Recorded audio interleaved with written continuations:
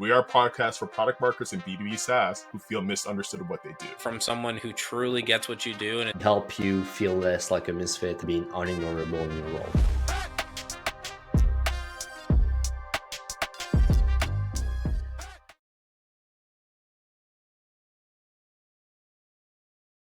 Gab, let us know who's joining us today. Yes, so very interesting guest, I think, for PMMs. Today we have Ryan Paul Gibson. This guy is the founder of Contextualizing. And if you think customer investigation and customer interviews, this is the person that should come to mind. He has a background as a TV reporter, as a consultant, as a marketing manager, and today he's helping everyone to run B2B market and buyers investigation. Ryan, we're very excited to have you. Yeah, I'm excited to be here. It's impressive. So thank you. It's all about the fact that we're just a couple of weird guys and we don't have a rule book, so that's probably why. Ryan, we have a very important one to ask you. Are product marketers actually marketers? Why or why not? Like, anyone who says no, they have no idea of the history of marketing that's existed for like millennia. I understand why they would say no. But if you look at the historical context of how marketing has existed, then yes, you are a marketer. You definitely have a journalist background. Yeah, has anyone talked about like where the term came from? The closest person was Harvey, but Harvey was talking about the brand man. Now it's on season 2, but he didn't talk about the specific term itself.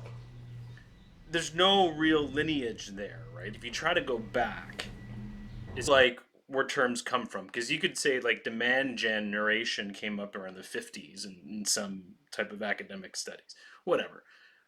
The person they can attribute to is Neil McElroy from Procter & Gamble around the 30s. And he worked in consumer markets. So if you think about it, it makes sense, because if I'm a B2C company and I have 20 product lines,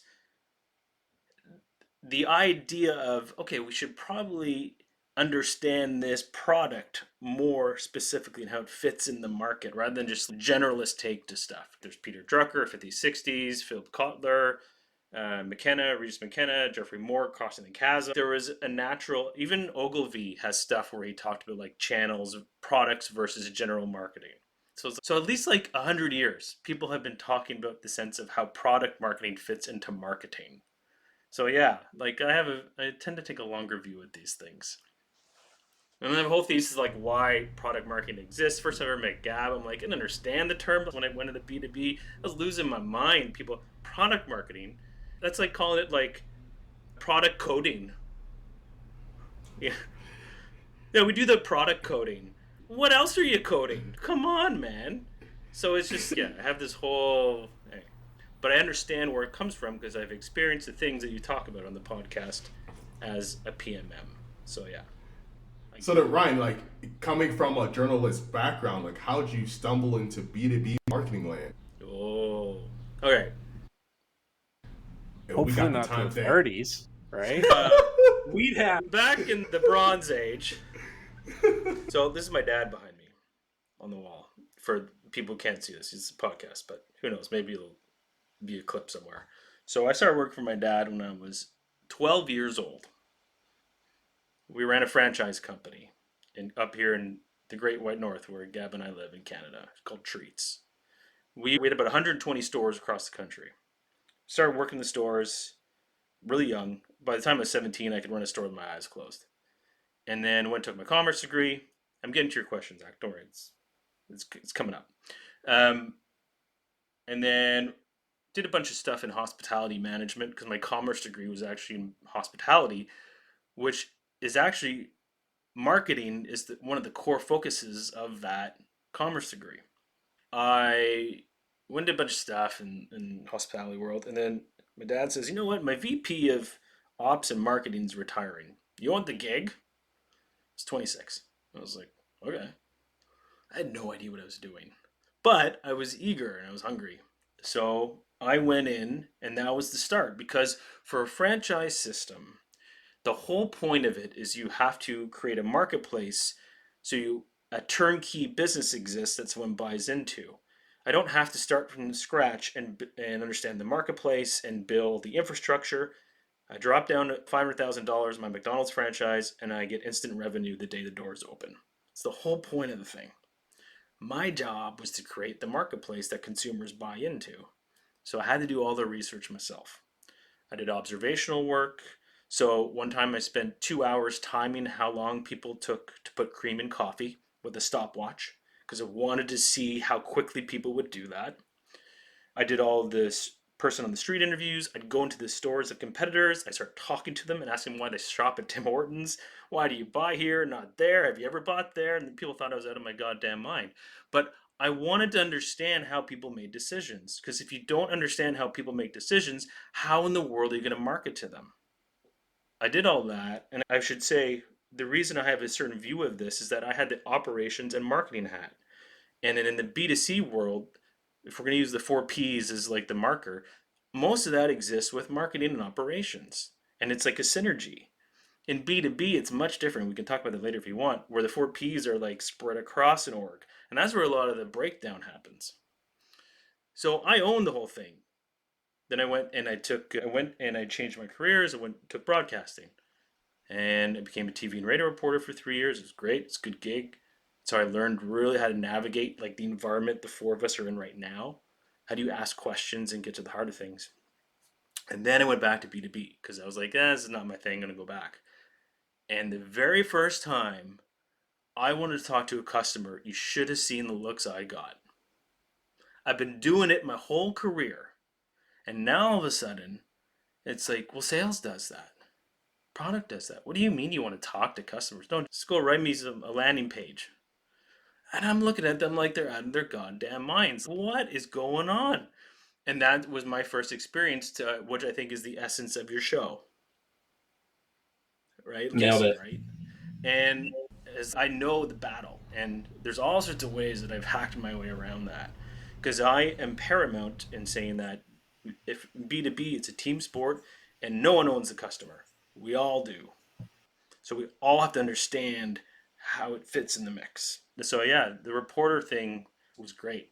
You can Google my name, Ryan Paul Gibson, CBC News, and you'll find some TV pieces that are above average. Ooh, hit us with the social proof. And then, you hit on a vein. What you are saying here is that this is like a huge challenge, like for product marketers, is that we're brought in-house, we are expected to deliver collateral, and we ask the question of, I want to talk to customers to understand their frame of mind. So I'm curious, like when you are working with clients, for a lot of executive leaders in other departments, they're like, just go build the damn thing. Why do you need to talk to customers? So I'm curious to get more of your perspective on that. How in the world do you get access? There's a few ways. The ways I've done it is do it and beg for forgiveness. I've like literally picked up the phone and called customers without permission, had sales just start yelling at me, and I didn't care because it's just you expect me to do my job, I'm gonna go do it, and that's not for the meek. You got to be like really, you got to have some spice in you, and I was always okay with that. The other ways you have to then educate the executives on why marketing exists, and what a horrible position to be in.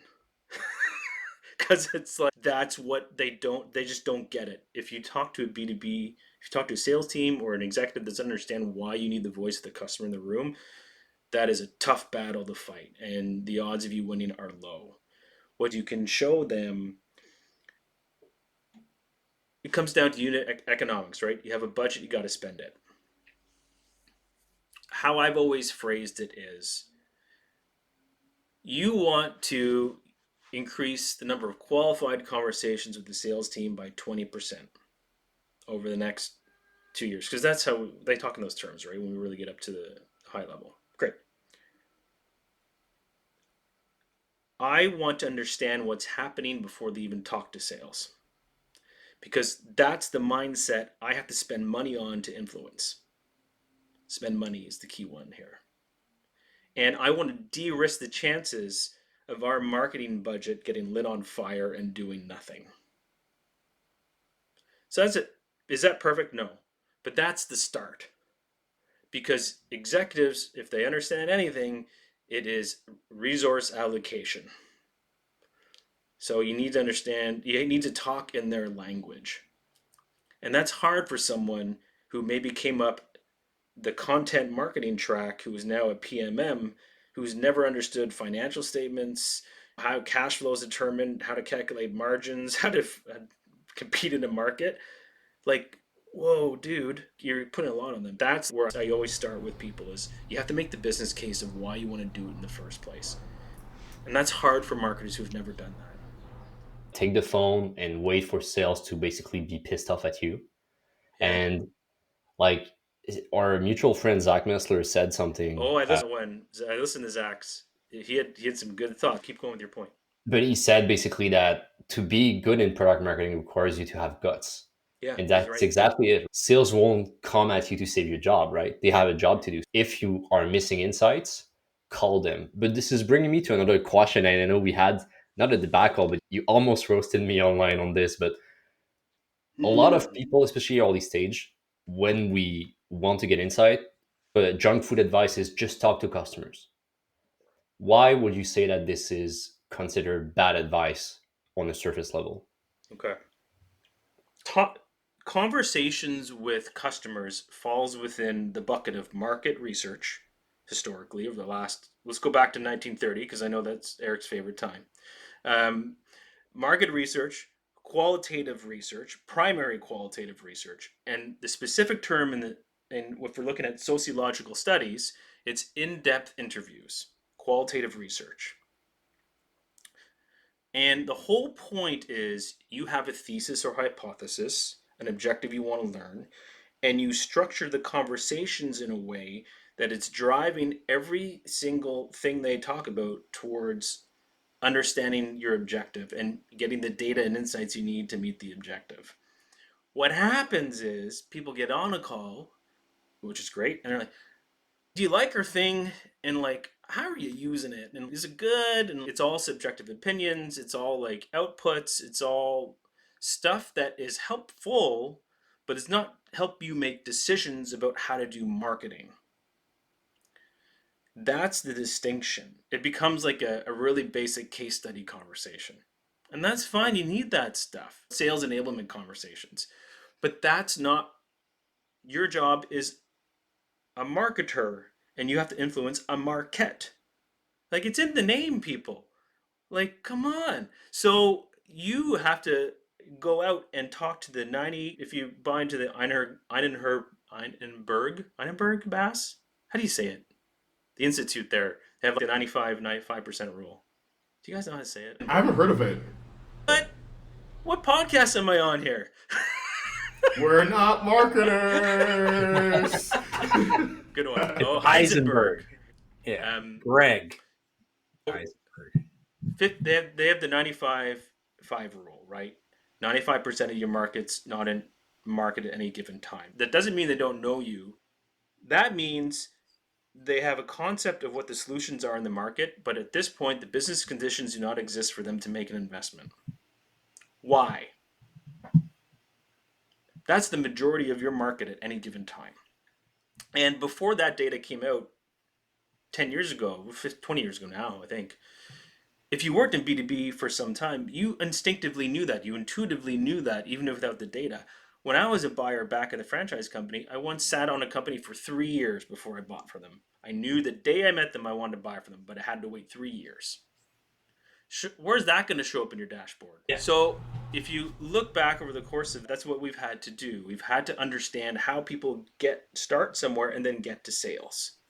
And if you can't do that, then you can't actually build a marketing program that's going to influence these people further up the field. That's the stuff I want to talk about in a customer interview.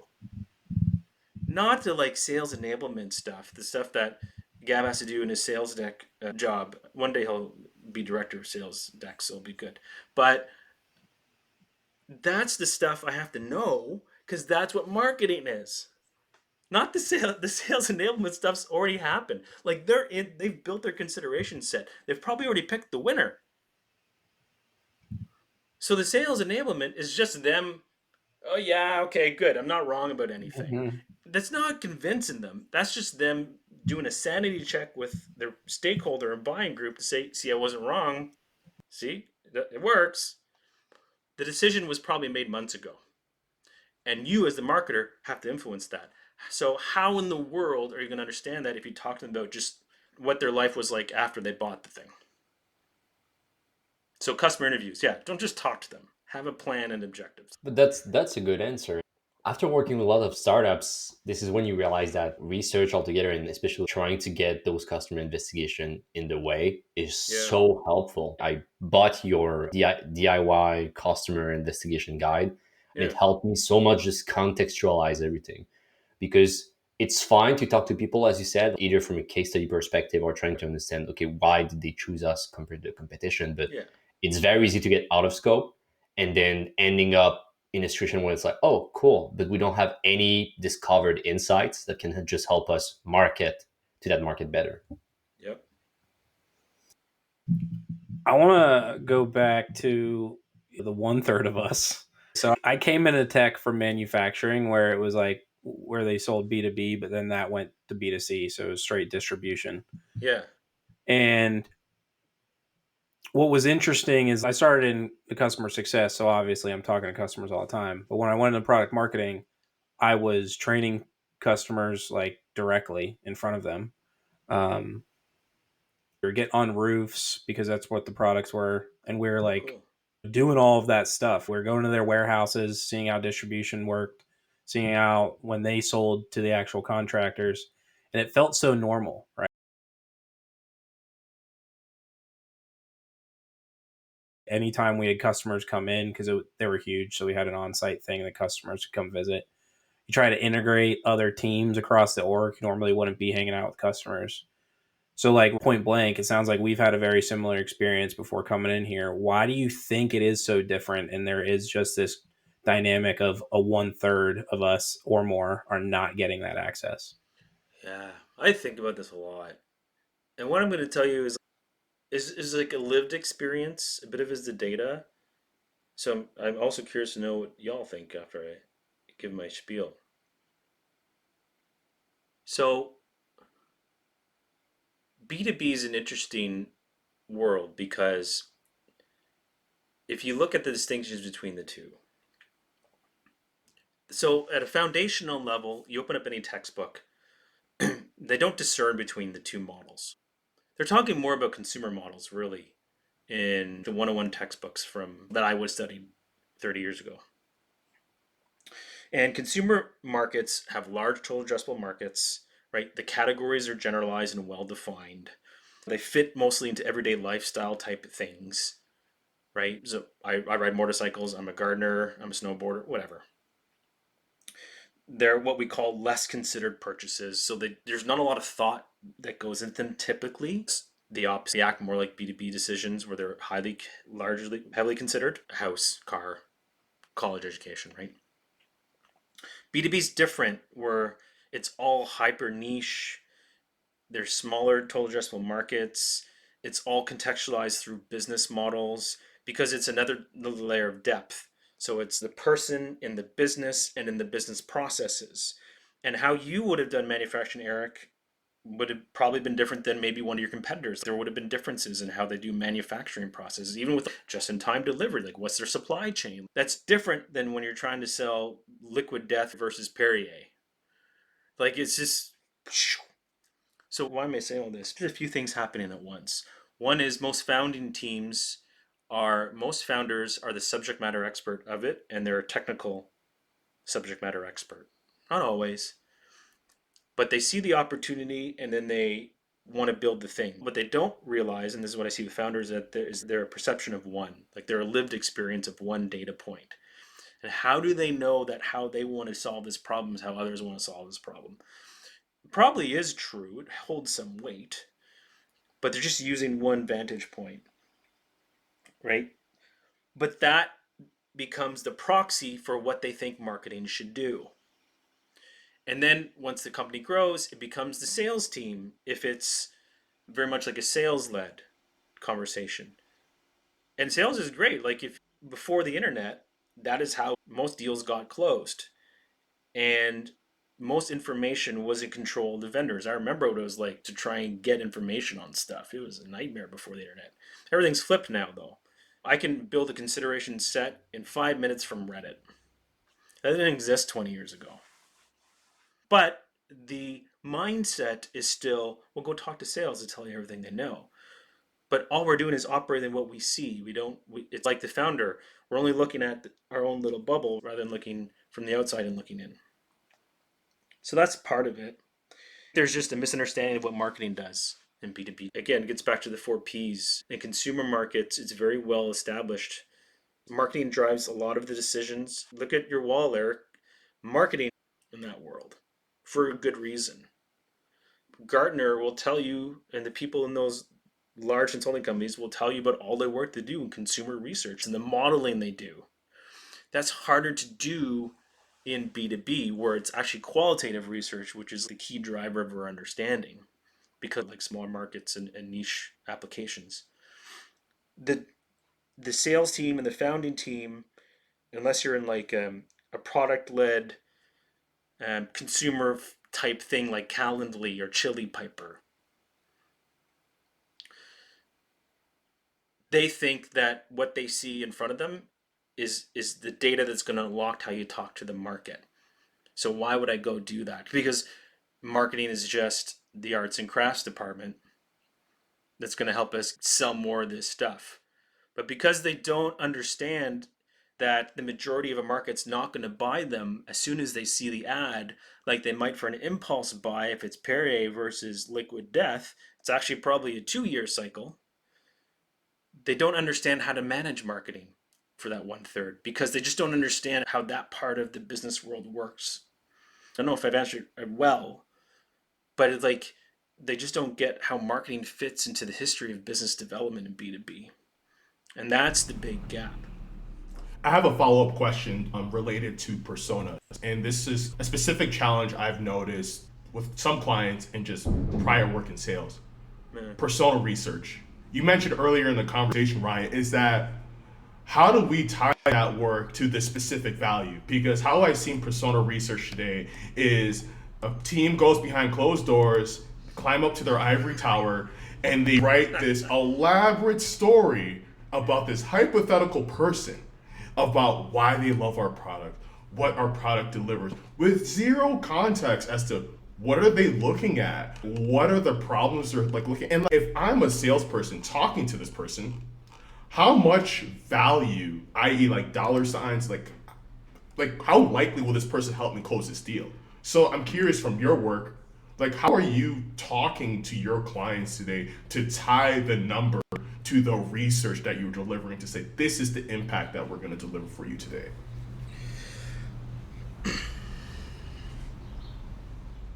And I don't have a journalistic background degree. This is just all off the top of my head. You're doing great, though. I appreciate you. You come a long way. I look at research design as you start with what is it you want to do in the business?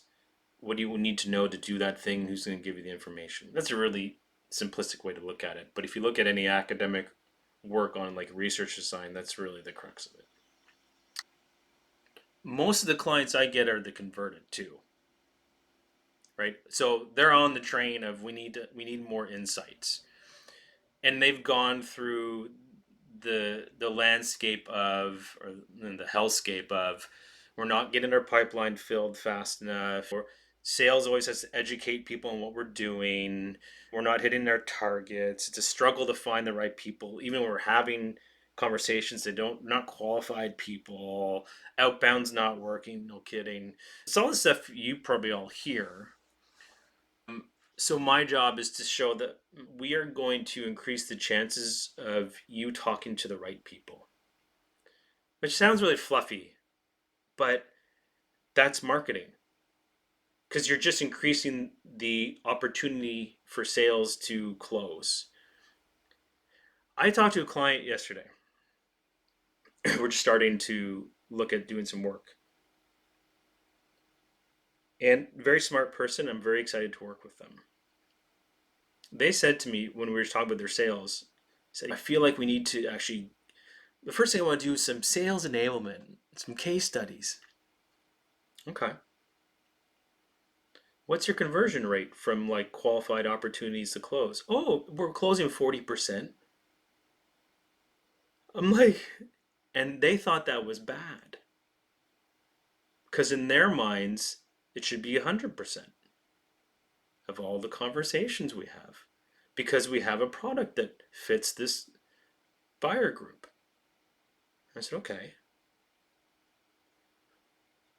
What makes you think that they're ready to buy even when they talk to you? I don't know. We have a thing that works for them. Have you ever analyzed your sales calls to figure out why they might not be buying or some close lost? Oh, yeah, no. Are you recording your sales calls? No, not really. But 40% is bad. Whereas the benchmarks, I think, to my understanding, y'all can educate me. I thought it was 20 to 30. And that's good. So it's a perception thing with a lot of my customers, Zach, where it's like they don't know what they don't know. And one of the key, there's a lot of anxiety in the business world to get shit done. I'm sure you all have felt it. There's pressures, anxiety, especially when money's involved, especially when founders are looking at the cash flow statements. My dad, he only looked at one number every single month, actually weekly, cash flow. Can we pay our obligations this week? Everything else was just noise. Fluff. So my clients come in and they already have an idea of what they want to do with me as a market researcher. But how I often now phrase it is like, how quickly do you want it? Because now I'm of the thesis that I don't always want to talk to customers. And talking to customers actually can take a long time. Or do I want to talk to in-market buyers and maybe be able to recruit them in a matter of a few days to understand why people who fit my ICP are not buying me or are waiting X number of time to buy? Because I need to influence the market. That's a whole other thing. When I work internally with clients, it's a challenge, but when they come to me, hopefully they've been seeing my stuff, they've listened to smart people like you, and they're starting to realize that there's market research, there's more depth to it than they give it credit for. That's a welcome sight. Like seeing people for something that is not necessarily urgent, like making them see and realize that it's actually, I don't want to use a buzzword, but like super crucial to their business. I Yeah. think we're seeing that with messaging a lot, especially in the last few years, where people were like, I don't want to spend money on that. Where we're seeing a lot of people taking in that specific field of expertise. Guys, I would love to maybe do a quick 180 and tackle a subject that we've been tackling more during that season. But before that, do you have any follow up question for Ryan? You guys are good? Perfect. So you said that you're working right now with a client and you ask them, hey, are you recording your sales calls? Oh, not really. One of the key use case of AI, and it's something we've been recurring talking on season 4, is leveraging those call recordings for analyzing customer insights, interviews. And as someone who created his own custom GPT that I used, by the way, to interview I know people you interested did. in guidance, Yeah. how are you seeing AI evolve in the direction of customer investigation, buyer investigation? Woo. The on the quick answer is it's made it so much easier. So I'm what you would call a qualitative researcher. I didn't even use that term like 5 years ago. This has been a learning journey for me too. In qualitative research, they have a process. There's a few ways they describe it in like every type of discipline. There's different methodologies, but there's a process called thematic analysis, which is like the most commonly used one. And it is what it sounds like. You talk to a bunch of people, you find the themes, the analysis of the themes, and then you really bring up the insights. They call it codifying in some circles. If anyone really wants to understand this type of work, go talk to your UI UX people. They are doing this stuff in the software world. They're doing this stuff all day long. I didn't realize that until I started talking to UI UX people. Like they're recruiting people and customers all the time. That's another way, Zach, that you could probably position it. The design and product team are talking to customers and users all the time to make the product better. AI has been really interesting because the process I would have followed before is, okay, let's just say 12. I interview 12 people. There's a reason I interview 12. It's not 7, it's not 15.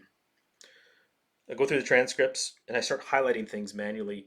I even use software. There's lots of different tools out there for qualitative research that, again, UI, UX people often use, but I, as a qualitative researcher, I use their tools for what I do. And you'll highlight things and you bucket things and you group things. Now, with ChatGPT or Gemini or Claude or whatever you want to use, I can upload the transcripts, and what used to take me 2 weeks, I can do in 2 days. It is so good. And so I worked with Zach Messler on a project a few months ago. He brought me in to work with a client. It's wonderful. I love him. He's a wonderful man. And when I showed him what I did, I recruited a sample of 12 people and did all the thematic analysis from start to finish in 5 weeks. Sometimes it takes 5 months in-house. You should have seen his jaw on the floor. It was the depth of what I could do now that it would have taken me 2-3 weeks to get him what I just had, and I did in a few days. And I probably even got way more. So AI is great. Here's the thing though, and everyone, I think you all will probably understand this, insights are only as good as how reliable your data is. So it goes back to just talking to customers. Don't treat it as research and just like a friendly chat. It's supposed to feel like that's the vibe, right? It's supposed to be like, we're having a good time, I'm really digging your stuff. But what they don't realize is I'm doing is I have a structured intent to the conversation. Same way you would here, right? It's just even more thorough and more focused. So I have to guide that conversation properly because people don't answer in ways that are in the ways we want, to put it short, necessarily. There's lots of things happening in their memory recall. They can't recall information instantly, and it's really hard for us to give answers quickly. So if you don't conduct the research in the right way, even if you drop all this stuff in ChatGPT, it might give you directional signal in the wrong way. And that's the risk of AI. I always tell people when I'm doing this work, either I'm teaching it at the customer discovery stuff or now when I'm talking with clients, is just still do it manually for the first one. It's going to take longer, but you'll appreciate how it all unfolds. So yeah, AI is great. I built that custom GPT just as a way for people to like frame their own questions, right? Because that's one of the top questions I get is what questions should you ask? And then my answer is, well, what do you want to learn? I really love that example because I think there's something you're hitting in the nuance of AI and marketing today. Is that for a lot of us that get jazzed about AI, they're like, oh, thank gosh, I can use it to write my sales emails. I can use it to do this data analysis. But what you're hitting on is that there needs to be a level of contextual expertise to know what good looks like. One quick example is that I was working on a competitive cheat sheet for a client, and I was like, hey, you can repurpose this to write your emails for sales outbound. GPT was writing it like a marketing email. And we know what I'm talking about. It's here's a paragraph about the product benefits. Here's why you should be interested in it. But if you're using that on a sales like engagement, buyers don't have time to read that long. So knowing that insight, I could just say, hey, this is what the parameters of what a sales email should look like. It should be less than 50 words. It should hit the main point, and it should ask for interest around the call. I really love what you were sharing there. Yeah. I've interviewed over 2,000 buyers. And if you draw a line through what makes them gravitate towards any marketing or sales stuff, and I'm not alone, you can find in any type of Gartner, McKinsey longitudinal study, it's relevant and credible. That's it. But you don't understand what's relevant and credible to people unless you understand how they think. Yeah, the context is... I was going back and forth with Anthony Fletch today because should I call things workflows or should I call things business processes? I'm like, both work because it depends on the context, right? Because their whole thing is whittle it down to the one key thing. Sure, but you have to have the context to be able to whittle it down. And it's the same with AI too, right? You need to bring context and you need to bring it into a bucket for things to be understood. If you write stuff and then it doesn't work and then you keep scrolling different pages, I don't exactly remember, but you can add prefix on Google to find exactly which source of website it's coming from.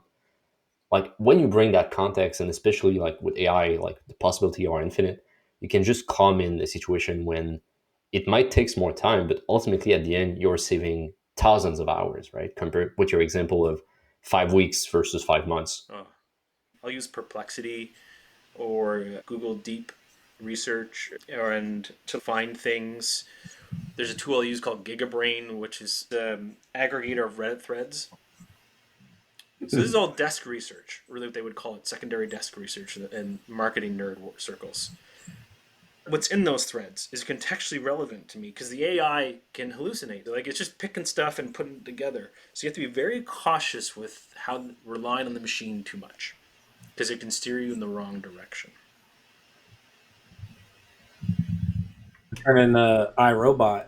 Careful. Yeah. And it'll properly structured interviews and just do a loose conversation. And there's other ones like it. Reddit has opened up their API massively. It's a bit of an aside. It is like a great place. If you want reviews, go to G2. If you want the real reviews, go to Reddit. Because that's where like people, it's like, it's all people's unvarnished opinion about what works and what doesn't. It doesn't mean they're right. It just means it's what they believe. And they're very honest about it. I was asking for my personal. Yeah, I was gonna say, going with a flashlight, it feels good. Yeah. There's gummy search as well that exists. Then you can basically create personas by combining different subreddits. Yep. And then you can pay either a day pass or a subscription monthly, but you can basically crawl specific pains, specific question, looking at trends. And the cool thing is the software is showing you how much time you're saving. Because instead of going through all of Reddit manually and finding the right threads and everything, it just showing you, hey, you're saving like 45 minutes looking at those threads Yep. in a matter of seconds. But you still have to remember, you have to contextualize the data. Because remember, it's still not necessarily your customers and how they think. It's helpful. It's a holistic picture. It's right tool, right job. Sometimes you need a hammer, sometimes you need a wrench. And I think the term you described right there from UX classes I've taken is like a micro persona.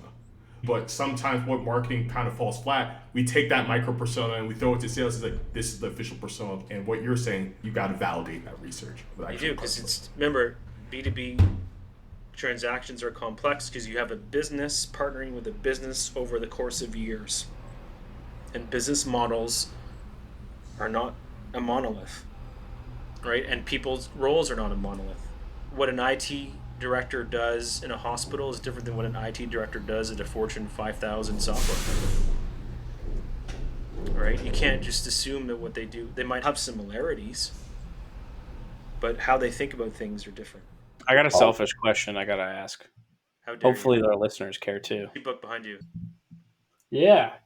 Keep Grogu was reading it last night. Looks Nice. like. But so yeah, like I've noticed when I do my research, like I struggle with leading the witness. And I know like you touched earlier, go in with a hypothesis. So I think I probably overextend that. So how can you help people like obviously one get buy-in to be like, hey, we actually have to go in with some intent. And then I think more important is how do you get people to like, okay, you've got your hypothesis, but don't lead the witness. Just make sure you're getting answers to the questions you need. Can you expand on what you mean by intent? It's still the essence of what do you want to do in the business and why. You can have conversations about people on all sorts of stuff.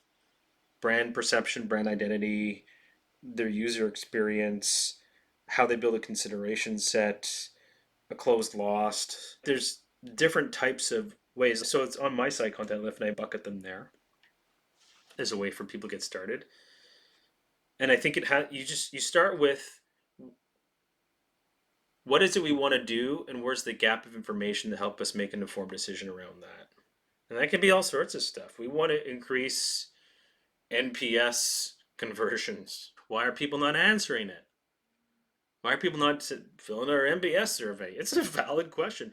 I know it's a highly debated metric. Some people love it, some people hate it. But if your business says, yeah, this is a key thing for us, why is only 5% of people send it out? Let's go find out, maybe. Not leading's hard. I struggled with it when I was a reporter. It's one of the few things that are challenging.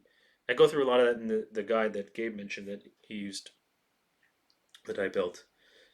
But if you look at any type of investigative discipline, so let's just say law enforcement, legal, medical being more like social sciences, therapeutical. Even what I did as a journalist. And you look at sort of the essence of how people gather data, they don't care about subjectivity. They care about actions, behaviors, facts, timelines. The jobs to be done, folks, are great at this. Where did you start? Tell me about every single step in between. Where did you end? And you don't ask things like, you sound frustrated about that. Why was that your reaction? Sounding frustrated is leading the witness. It may not sound like it, but you are. Right? I don't know if that answers the question, Eric, but it's really about trying to remove yourself from, you have an objective, right, of thing you want to understand, but your goal is to naturally, organically get the data that naturally and organically get the data to help inform that objective and understand it. Let me think another way. Josh Braun, sales guy. I don't know if any of you follow Josh Braun. Yeah. No, Yeah. I knew Zach would. He's really good at customer discovery. He calls it jobs be done methodology. But his whole thing is detach yourself from the outcome. Right? From a sales perspective, it's the same thing as a researcher. You don't care about the outcome, you care about an objective truth. That's it. So behaviors, actions, timelines, narratives. What did you do? Why did you do this? Tell me more about that. What did you do next? A clarifying question, this is my last one here for you, Ryan, is that from sales books I've read in the past, piece of research says about 50% of the decision comes from like the buyer's emotion. So when I heard that piece of not asking about like that feeling, it runs contrary to what I've learned from sales of like, hey, if you're talking to a buyer and you notice this underlying irritation, call it out because it might be something there that's influencing that decision. I'm curious, how might that differ from what you're talking about right now? That's a fair question. So I'm not saying don't get emotion. Maybe another thing I should say is these things naturally come up in the conversation. People will tell you how they felt about things organically. You don't need to ask them. They will tell you. Oh, I really struggled with that part. That the onboarding could have been better. What do you mean by that? I felt this and this happened here. Interesting. What is it about that why is that so memorable for you? Tell me more about like why those were your feelings. So I'm not leading anything, right? What happens sometimes is, was it frustrating using our stuff? What challenges did you have with our stuff? I mean, you can ask that. It's not wrong, but you often want these things to come up organically if you can, or at least just how did you feel about the onboarding process? Maybe they loved it. Because if you ask them what was challenging with the onboarding process, now they're like, okay, now I got to answer this. I got to give them something now. It was actually great, but okay, what? Tell me the one thing. Not wrong, but is that helpful? That's super helpful for me because I know I've given the wrong line of questioning more times than the right. Not wrong. You coach, shameless plug. Do you coach folks on this? I do. Yeah, I do. You hear that, everybody? You hear that? You need to be in Ryan's DMs. We gave you an hour for free, and that's it. The rest you got to go directly to Ryan. I answer them all. I answer them all. My DMs too. Seriously, people want to message me. Yeah, we talk shit, but it's always super valuable too. Yeah. Ryan, we want to be respectful of your time, and I feel like you just gave us and everyone else like a huge masterclass on buyer and customer investigation. where can people learn more about you? When can they discover more and just get better and brighter at this? Yeah, I'm like all y'all. LinkedIn is where I spend too much time, and everyone thinks I'm weird. I always say it pays the bills. That's it. Just two places. I'm pretty easy to find, and I'm always willing to help. I like helping. This stuff's hard, man. I think people don't understand how hard it is, especially for marketers who I was very privileged that I got taught in business. I grew up in business. So I have a very privileged position. It's super hard. So if any of y'all feel like frustrated, you're not alone. You're in good company and you're doing a good job. Amazing. That's an amazing way to get in contact with you. Ryan, merci beaucoup. We're very excited to have had the chance to have you on the show. And thank you very much. Thank everybody. This has been great. Love it. Awesome. Not a problem, Ryan. We're not marketers. See you guys. See ya. Later.